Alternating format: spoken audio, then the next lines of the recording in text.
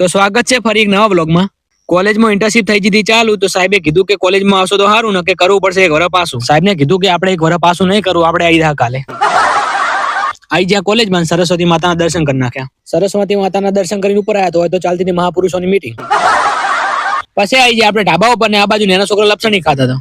આ બાજુ આ મહાપુરુષો સાહેબ જોડે થોડું મોટિવેશન લેતા હતા. કોલેજનું કામ પતાવી જાય આપણે બહાર પછી આવી જાય મામાના છોકરાની દુકાને. આ બાજુ આ ભાઈ ગેમ રમવા વ્યસ્ત હતા. ભાઈ કીધું ગેમમાં ગોળીઓ ખાવા કરતા મને પાણીપુરી ખવડાવ તો તને પુણ્ય મળશે. પાણીપુરી ખાઈને આવી જાય બસ સ્ટેન્ડમાં પણ હોય તો આપણી બસનો કોઈ હતો પતો હતો નહીં. ઉભા ઉભા પગ દુખવા આવ્યા પણ આપણી બસ ના આવી.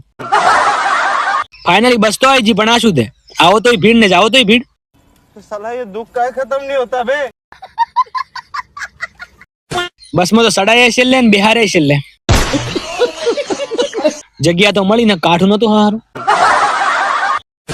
આઈ જા ભીડ થી બેસી જાય આપણે ગાડીમાં પણ ફાટકે હલવાયા. ફાટક તો ખુલ્યો પણ આ સાધન તો જો હરીફાઈ હેઠથી એવું લાગે છે ને. આગળ આવી ગયું હોય ને એનાથી થોડાક આગળ આવ્યો તો હજુ નેડા. તો ફાઇનલી આવી જાય આપણે ઘરે. લાઈક ફોલો કરતા જાજો.